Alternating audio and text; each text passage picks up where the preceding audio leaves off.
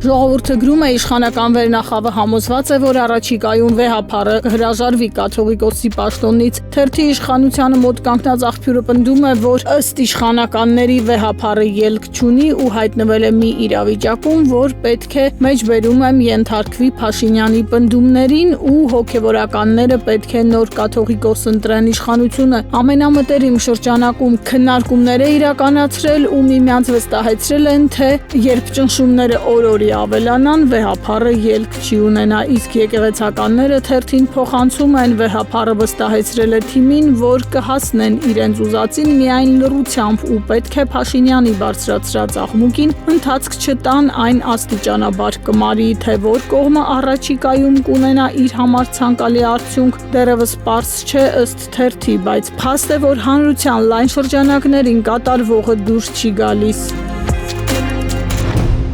Հրապարակում կարդում ենք իշխանությունների գործուն ճնշման արդյունքում Արցախի նախկին նախագահ Սամվել Շահրամանյանը հրաժարվեց առաջադրվել Արցախի նախագահի թեկնածու ու նախագահի ընտրության համար սահմանված ժամկետները բաց թողեցին մայիսի 31-ը վերջնաժամկետն էր, քանի որ լիազորությունների ժամկետը լրացել էր մայիսի 21-ին, որից հետո 7-օրյա ժամկետում թեկնածու պետք է առաջադրվեր։ Սակայն թերթին ասել են, որ մեկ շաբաթից ավելի է Արցախի իրավաբանները հիմնավորապես քրքրել են թե սահմանադրությունը թե խնդրո առարկային վերաբերող օրենսդրությունը ու եզրակացրել, որ համաձայն կարգավորումների յուրաքանչյուր բաց թողնված ժամկետից հետո հաջորդ 7-օրյա ժամկետն է գործում այնքան ժամանակ, քանի դեռ Արցախի խորհրդարանը ընտրություն չի կատարել։ Հետևաբար խորհրդարանականները վերստին թեկնածուի փնտրտուքի մեջ են նրանք։ Ճիշտ է, Շահրամանյանի ձեռքերը լվացել են, քանի որ նրան ուղիղ տեքստով իշխանական համակարգից զգուշացվել է, որ իր ընտրվելուց հետո Սյունիքում տեղի ունեցող ցանկացած գործընթաց կոտրելու են ոչ միայն իր, այլև ամբողջ արցախցիների ուսերին։ Թերթը հիշեցնում է իշխանական սպառնալիքները, տեղ հասցնողը ԱԱԾ տնօրեն Արմեն Աբազյանն է։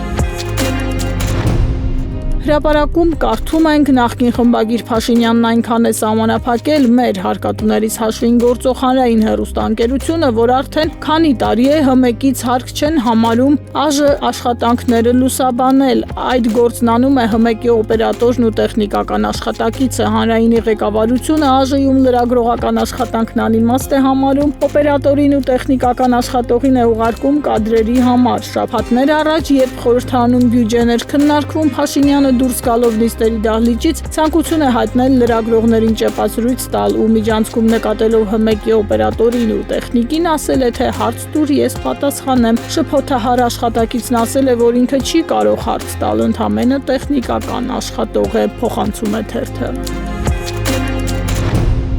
Ժողովրդի լավատեղյակ աղբյուրները փոխանցում են Երևանի քաղաքապետարանում կոռուպցիայի առնչությամբ իրականացվող ձերբակալությունները կշարունակվեն, ըստ աղբյուրի Ավինյանի շրջապատից իրազեկ աղբյուրը հաղորդել է, որ այս անգամ իրավապահները կենտրոնացել են քաղաքապետարանի ճարտարապետության ու քաղաքաշինության վարչությունում առկա խնդիրների վրա, կոռուպցիոն մեխանիզմների վրա, կարծես թե արդեն կոնկրետ փաստեր են հավաքել քաղաքապետարանում շունչները պահած սպասում են, թերթը հիշեցնում է, դեռ փետրվարի 5-ին Հակակոռուպցիոն կոմիտեն ձերբակալեց 7 անձի, այդ թվում մի շարք բարձրաստիճան պաշտոնյաների։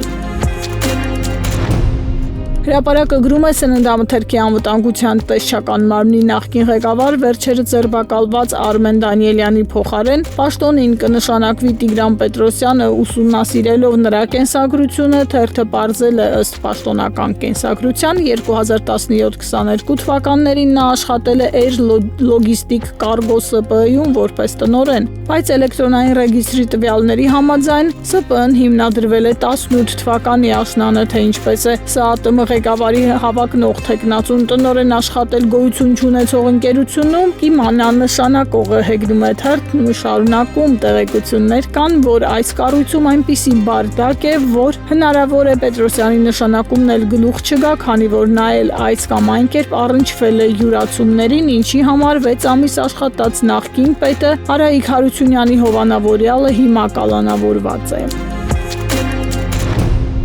Ժողովուրդն էլ գրում է Հանրապետության դիտարկվող 10 բնակավայրերում 25 թվականի մայիսին ապրիլի համեմատ սպառողական գներն աճել են 0,1-ից 1,2%-ով, իսկ մեկում արձանագրվել է 0,1% գնանկում։ Մայրաքաղաքում սպառողական գները 0,1%-ով են աճել։ 25 թվականի մայիսին 24-ի համեմատ հանրապետությունում արձանագրվել է սննդամթերքի ու ոչ ալկոհոլային խմիչքների 7,4, իսկ 25 թվականի ապրիլի համեմատ 0,5% գնաճ։ Դիտարկվող 9 բնակավայրերում մայիսին ապրիլի համեմատ սննդամթերքի ու ոչ ալկոհոլային խմիչքների գներն աճել են 0,3-ից 2,8%-ով։ Ամենաբարձր գնաճն արձանագրվել է Գյումրիում, իսկ Երևան ու Հրազդան քաղաքներում 0,1% գնանկում է գրանցվել, փոխանցում է թերթը։